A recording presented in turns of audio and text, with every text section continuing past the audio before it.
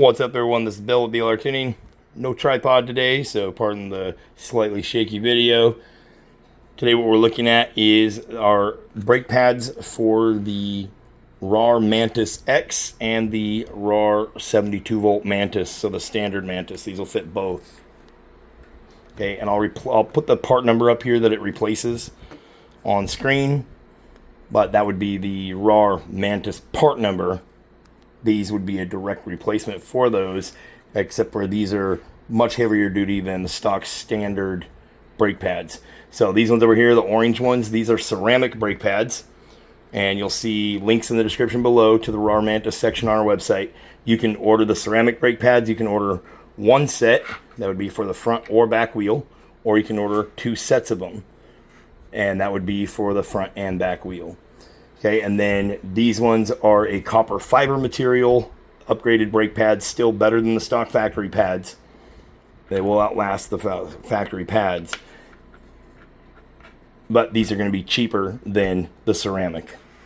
And same thing, you can order a set, one set if you need it, or you can order 2 sets, one for the front, one for the back. And then you'll also see a listing that allows you to purchase a set of the copper fiber material ones for the front brake and ceramic for the rear. If you're trail riding and off-road riding, you're probably going to go through the rear pads more often, probably twice as quick as your front pads. So to save some money, if you're on a budget, you can go with the ceramic for the back and then the copper ones up in the front. So that's how we're running our Mantis now that we've burned through a factory set of pads. We burned through the factory rear pads in 275 miles. So the bike was brand new, 275 miles later, mostly trail riding and stuff like that, and some on-road riding, which really wears out the brakes quick because the tire's not skidding constantly like you would on a trail. 275 miles, and the rear brake pads need replaced. They look like they've been overheated and they're pretty burned up. So we're going to replace those ones with ceramic, and we're going to replace the front ones with the copper pads over here. So if you need them, we got them. We'll try to keep them in stock. When you're ordering these through our website, you will always get a set of pads. So you'll get a left and a right, or inside and outside pad, and a new stainless steel retaining spring. Over time, these can get destroyed on your bike, so they come with the pads when you order new ones from us. Okay, so it'll always come with a new retaining spring, no matter what set you order. It's BLRTUNING.co. Let's head over to the bike and show you how to install these. Pretty simple. Okay, so here we are with the Mantis X. This is the 2025 model. It'll fit the 24 and 25 model, and obviously it'll fit the 72V Mantis as well. Like I said, it replaces the stock factory OEM part number. So the first thing we're going to need is a set of needle nose pliers, and then we have a little something to set everything in, because there is going to be a little tiny retaining pin that you're going to pull. You're going to put these back in with your factory hardware, so you don't want to destroy anything or lose anything. So we need this factory little pin right here, a little clip. Okay, and now we need to pull this bolt out with a 3mm Allen. Now, if you pull that out and these come out straight through the top, great, that's perfect. That's how it's supposed to be. But that doesn't always happen, and you may have to remove these 2 5mm Allen bolts right here. So it's easiest just to remove them, because then you can get this out of here. Sometimes it can get stuck or wedged in there depending on how worn out your pads are. If your pads are too worn out and the calipers, the pistons in there, are all the way out, it's going to be hard to put the new ones back on. So you may have to remove these 2 bolts anyway, these 5mm head bolts, and use the old pads and stick a screwdriver or the head of the needle nose pliers in there and just slowly push those pistons back until everything is flat. Then you're going to need to pump the brakes slowly to get them to squeeze back onto the disc, and then we'll walk through bedding in the brakes after I get everything installed here. Okay, so we have a 3mm Allen right here, and we're going to remove this bolt now that we have that clip off the back there.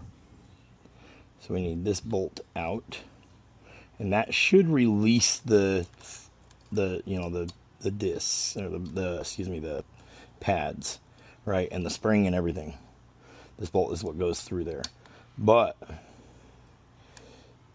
let's see if we can get it out. Now remember, if you have to remove these, if you can't get it out, get them out of there, and if your pistons are too far out to put the new pads in, then you got to take these 5mm bolts out. Okay, so now let's see if we can get that everything out of there, which I think we can. Grab these needle nose pliers.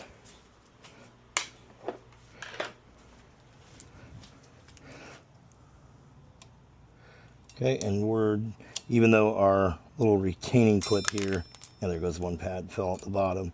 Even though our another one fell out too. Okay, that's all right. It's just right down here is where it'll land. It is easier to pull those 5mm bolts out. Okay, on the front we're probably gonna have to. I've already done this a couple times back here, just filming the video, so everything's loose back here. Okay, so here's the old pads. Got them out of here, and you can see they're absolutely annihilated. There's chunks missing. Rocks and gravel have gotten in there and tore them up, and they're just, annihilated. They're all scarred. They've been overheated. We're going to replace the spring as well with the new springs that came in the box. The new springs are a little bit better quality than this too. So let's grab our ceramic brakes and put them back there. Okay, so here's our ceramic pads. Again, these are available on BLRTUNING.co. You can see nice brand new pads. We will have to make sure we bed them in properly. It's also, some people call it burnishing. There's different terms for it, but it's all the same thing. So now we will put these, assemble like this with the new stainless steel spring. Okay, so we want to have them like that, make a little sandwich out of them. We're going to grab our little bolt and our 3mm Allen. Okay, so on these, we've already moved the pads, or the caliper pistons. We've already moved them back enough to where we can get these on. So now we want to take our time here and put them on. Okay, we're going to drop them in here.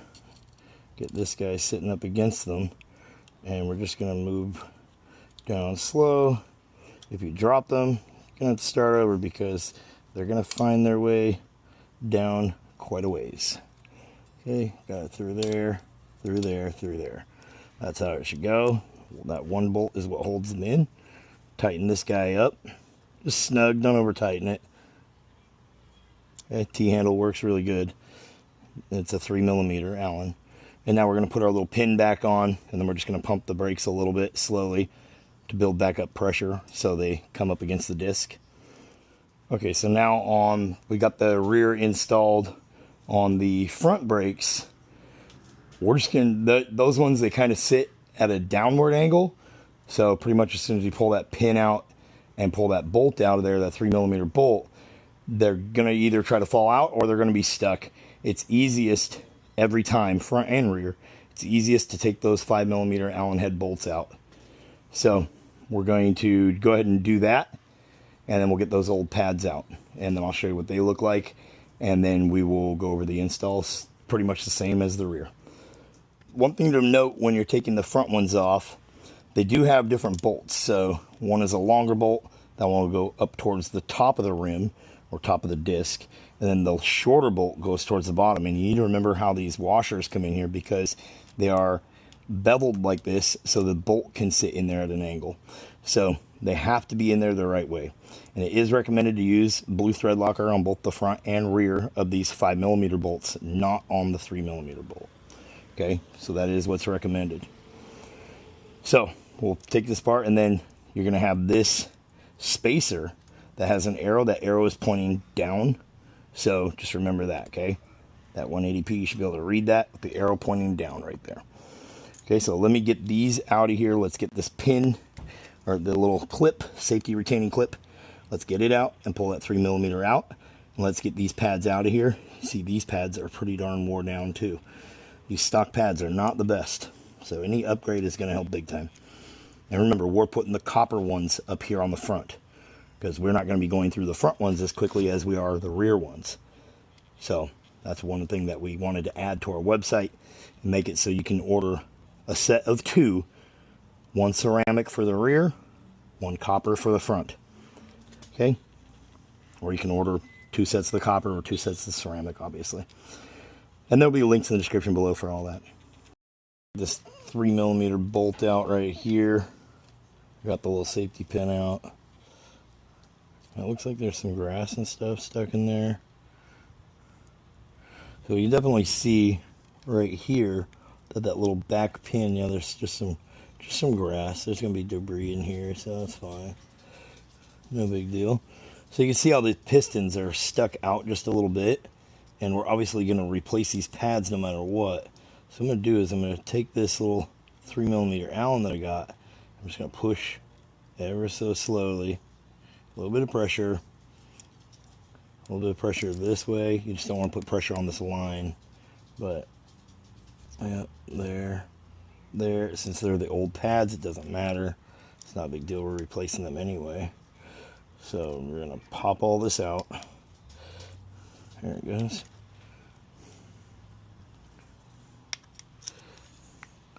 Okay. Let that hang down there. It's not a big deal. It's pretty lightweight, but if you're going to leave it for a long time, you'd want to zip tie it up or strap it up so it's not hanging from the cable. But if you're just doing it real quickly, not a big deal. It's not a lot of weight. Okay, so here's the rear ones. There's a little pin in our retainer, or excuse me, the front ones. Not as bad, not near as bad as those rear ones. Those rear ones were shot. These are probably still usable. Probably still be okay, but we're going to put the better ones on there and upgrade them anyway. So we'll set those there. We have our new ones, our new copper ones with the new spring. Okay. So we want to assemble it like so and like so. We're going to squeeze them together, grab our little bolt and our Allen wrench. Come over here. And again, we're going to drop them down in there. It is a lot easier when you have this off of the bike, for sure, because now we can hold it from the bottom. So make sure you put them in there kind of squared up, or you're going to be fighting with them big time. So start at the very top here, get them squared up, that hole to line up, and when you go through with your bolt, make sure that you're going through both pads and both holes on that little clip. And again, tighten this down, don't over tighten it. You don't have to do anything crazy. There we go. Okay, we got that back in there. Now we'll put the little safety pin on, and then we'll assemble them back onto the disc. And then remember, we need to pump the brake slowly before we do any riding. And then I'll show you how to burn them into the, or burnish them, or bed them in. We are going to bed the pads in. So we're going to do this for the rear without touching the front, and then we're going to do the same thing for the front. So what you need to do, the proper way to do it, would be to ride the bike, get up to about maybe 12 miles an hour or so, ease into the brake slowly, get almost to a stop, do it again. Do that 3 times. That's what I do. Do it 3 times. Okay? Easing onto the brake, like even dragging the brake. You don't want to skid, drag the brake a little bit. Now, that's your first part of that step. The next step, get up to about 12 miles an hour again. Grab the brakes hard, but not skidding. So slowing down, slowing down, slowing down, all the way to a stop. Do that 3 times. Okay, now the last step, get up to about 18 miles an hour, between 18 and 20 miles an hour. And hard stops, 3 hard stops at that speed. So 20 miles an hour, 18 miles an hour is fast enough. grab a handful of brake until you come to a stop. You don't want to skid. We're not trying to lock them up. We're trying to apply the brake pressure and come to a stop. You need to do that 3 times. So if you follow those steps, these brake pads will last a really long time. That is how you properly bed the brakes in. You should be doing it on the bike when you first get it out of the box. You should bed the brakes in properly as well. Okay, so let's go do that real quick. We'll start with the rear. We'll do that whole setup, and then we'll start with the front and do that setup. The front's gonna be a little more tricky because it's the front end. You don't want to steer or anything and make yourself crash, but you're gonna have to do it to set those up correctly. Okay, so we're 14 miles an hour. We're gonna slowly drag the brake. Come to a stop. Now we're gonna do that again. Slowly grab the brake, drag it until we come to a stop. Do it again. Grab the brake, drag it. We're letting it drag across that disc. Okay, now we're going to do it a little bit more aggressively. Now 20 miles an hour.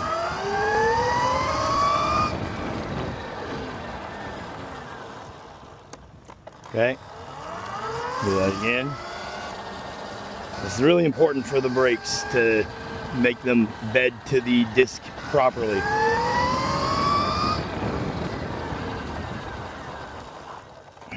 Okay, again.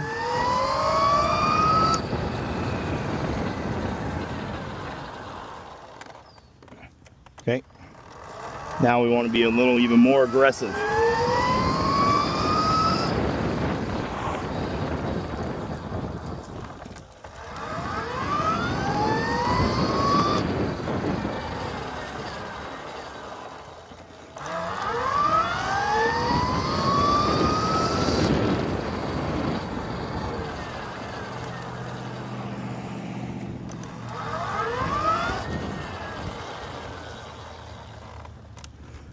Okay, that is how you bed them in properly though.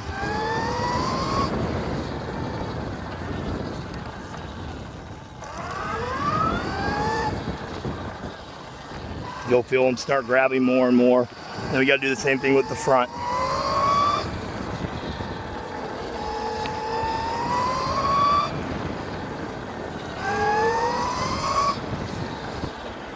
You know, this is a lot rougher on them on the street too. Bike doesn't skid as easy as it does in the dirt. I'm just slowly working these brakes. Okay, now I'll focus on the front. Okay guys, so now we got them bedded in properly. Here goes the rabbits. You can see those little fellas. What's up, dude? Anyway, so now we have them, another rabbit, little baby. Hello. Rabbits all over this neighborhood. But anyway, now that we have them bedded in properly, we've parked the bike, we've let it sit for about 20 minutes. The discs are cool, the brake pads are cooled down, and the stopping power that the bike has now is ridiculous compared to the stock setup. So here we are, 24, 25 miles and 30 miles an hour. You can stop when you want to stop. So you got front wheel skidding. Anyway, I'm Bill with BLRTUNING. I hope this video helps somebody out. If you guys are wondering what I'm recording on, this is the new Meta Ray-Bans. That's what I'm recording on, version 16.1 they just updated. But anyway, go check it out. It's BLRTUNING.co. You'll see the ceramic brakes and the copper fiber brakes. You can grab either one, or you can grab a set that comes with one for the front in copper and one for the rear in the ceramic, like we're doing on this bike. Anyways, I'm Bill with BLRTUNING. I'll catch you guys in the next one. Peace.